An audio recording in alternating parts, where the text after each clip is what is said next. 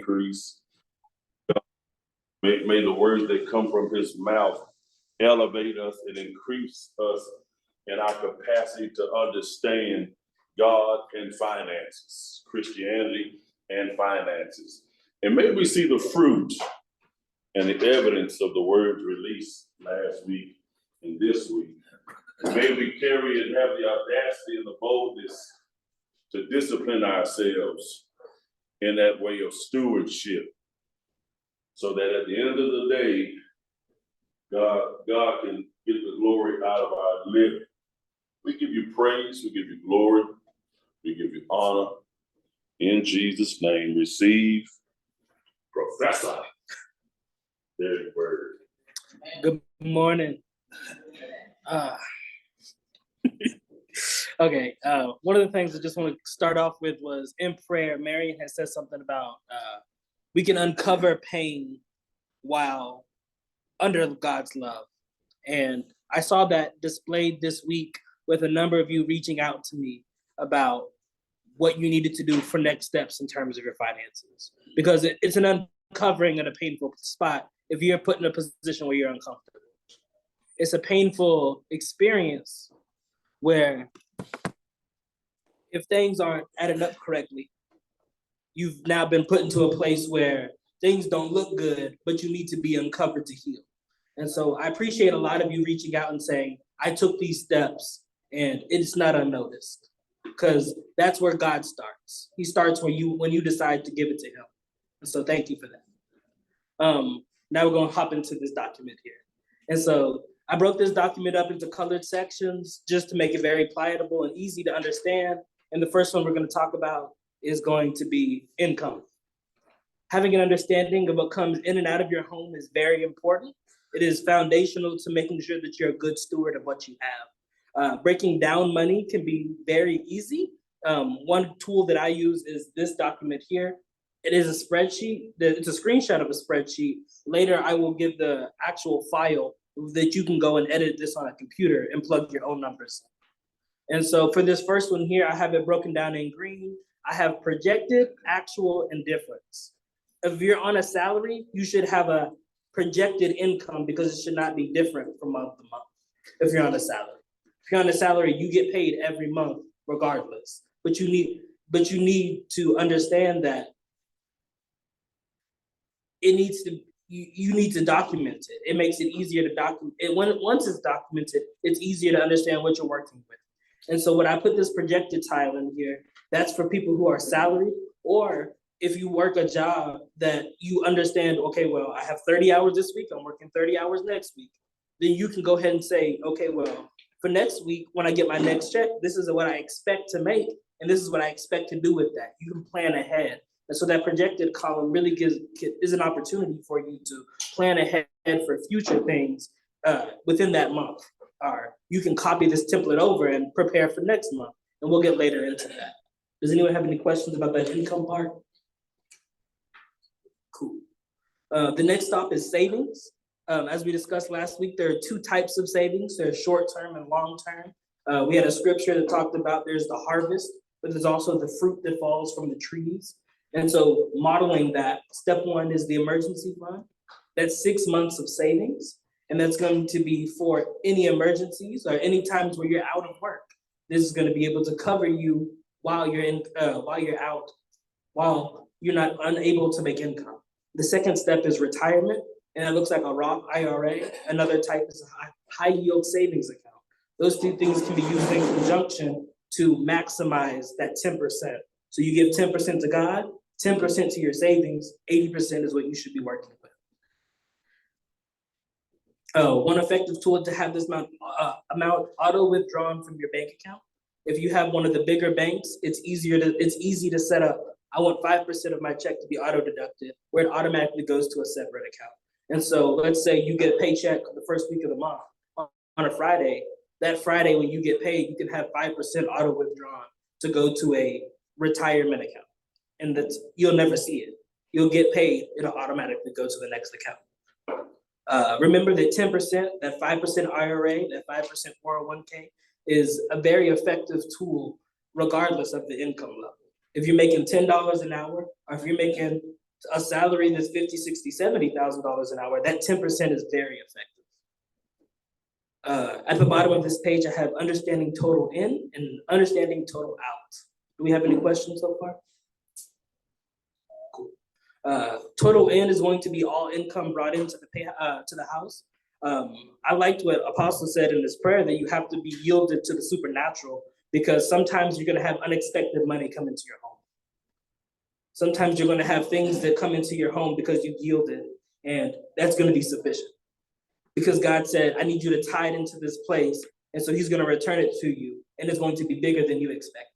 And so just, not only do we have to be a good steward, but we also have to be a good listener.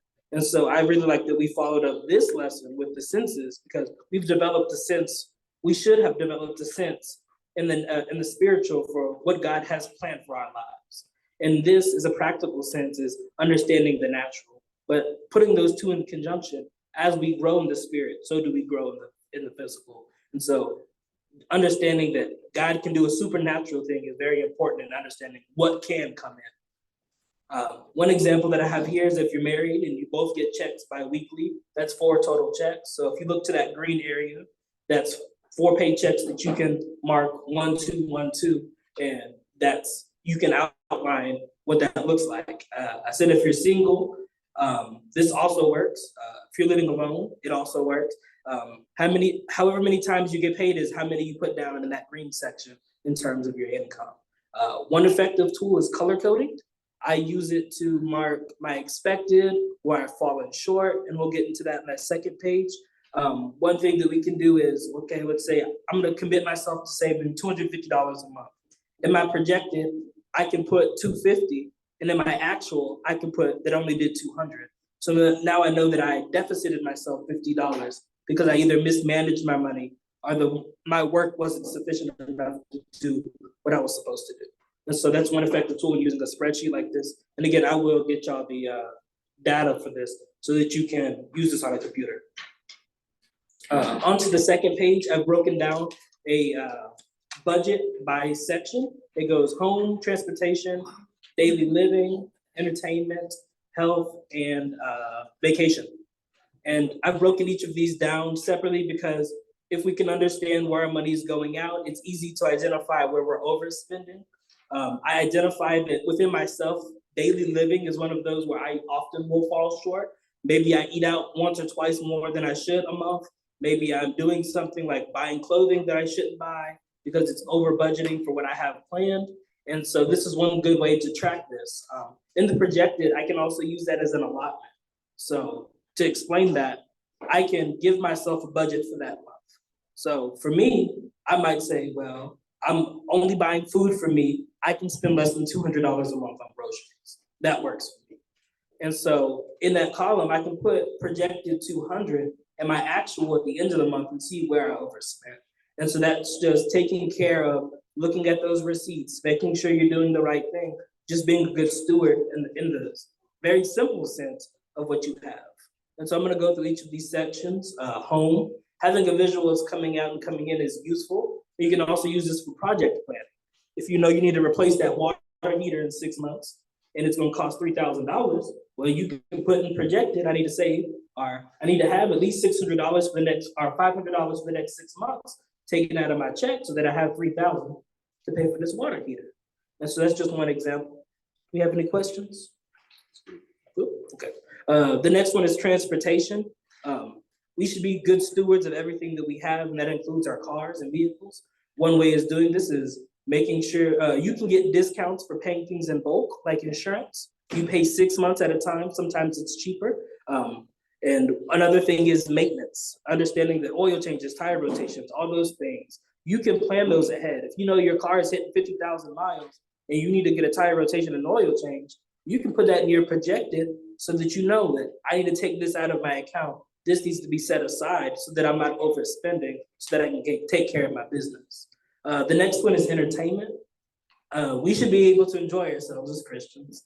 And doing so, one effective way is doing so is that allotment, like I said. For example, I gave something for my own life. I go to the movies twice a month, every single month for the last 2 years. That's one of my pleasures. I go to Cleveland Theater, so it's $6 for me to go twice every single month. If you live in Fort Worth, you're paying $20 or more. Yeah, a ticket's gonna be about $10. I go on Tuesdays before noon and pay $3.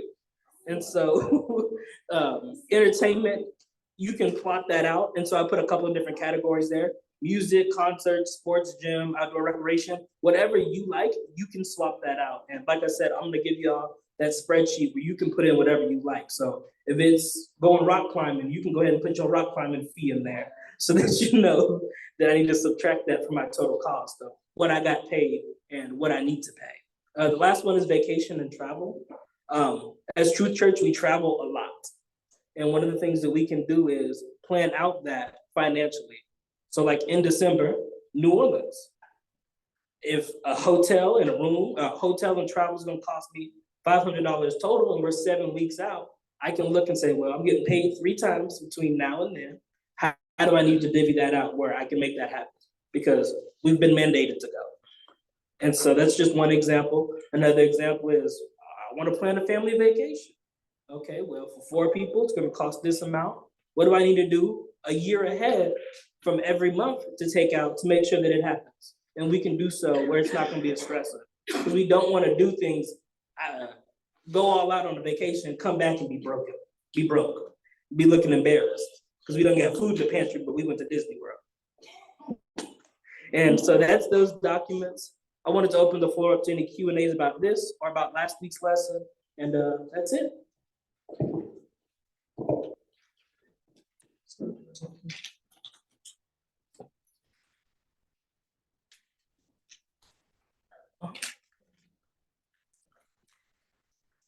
I wasn't here last week, but I did go back and view the topics that were discussed. And through Derek's teaching, it prompted me to take care of something.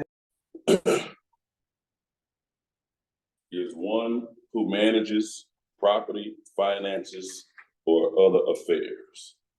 One who manages finances, property, or other affairs. Key word in that definition, though, is manages. And so manage is, and pay attention to this as you write it, to have charge of, direct, or administer. Finally, to exert control over, check this, regulate, or limit toward a desired end. It's to have charge of, direct, or administer. To exert, definition B is to exert control over, regulate, or limit toward a desired end. So in other words, you having to learn how to grow in that place of management. You got to learn one of the key elements and components of life stewardship as a whole is learning how to manage your life. In this place, it's a financial stewardship or financial management. And so I say that I had a old fellow. We was talking about business. We was talking about life years ago. And this was started me on my journey. He said, if you can't measure it, you can't manage it. If you can't measure it, you can't manage it. So you need to know every detail of where your finances go. I'll say this, the downfall of auto pay is you give them control and not you. You making them discipline where you want. But if you learn how to discipline, you can learn how to maneuver your money how you need to, when you need to.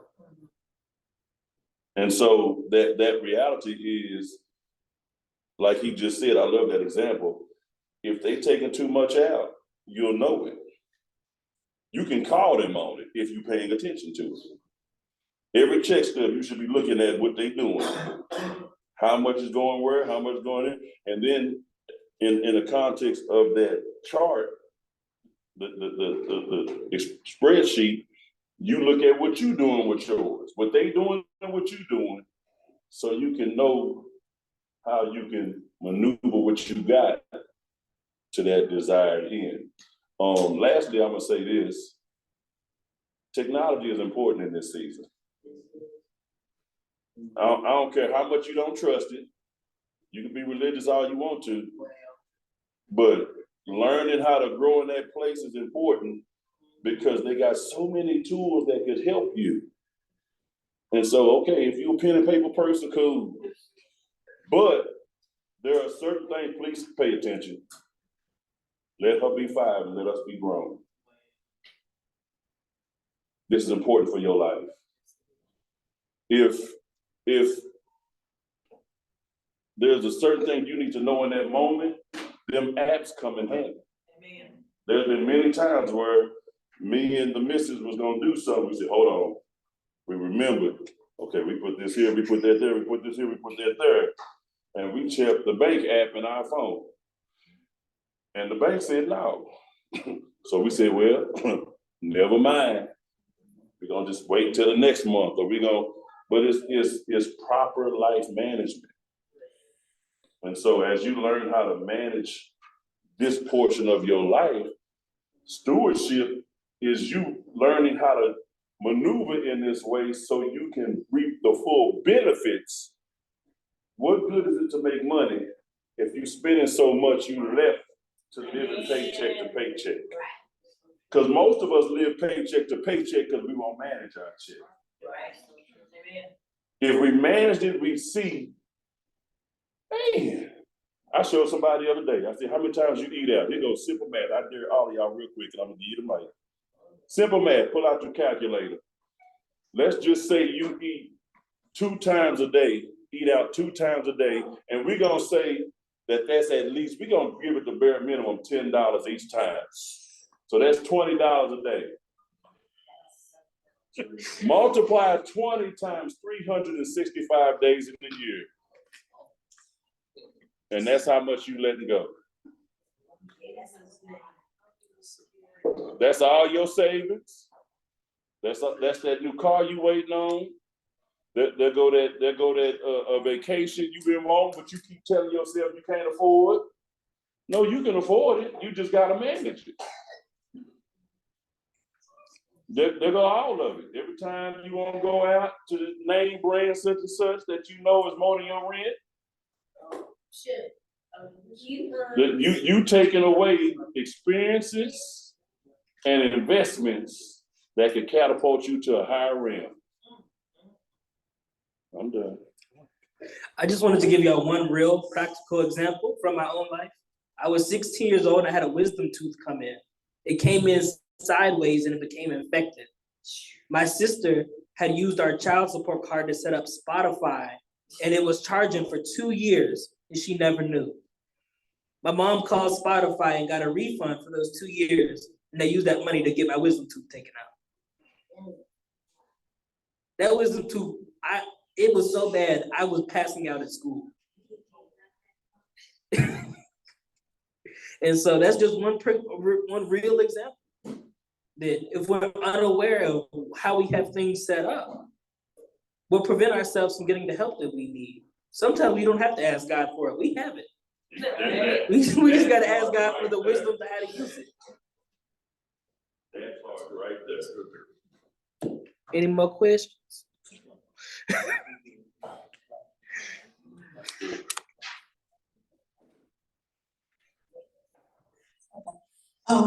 Well, not a question, but I know for me, I had to realize that over 10 years ago because I stopped getting a working paycheck.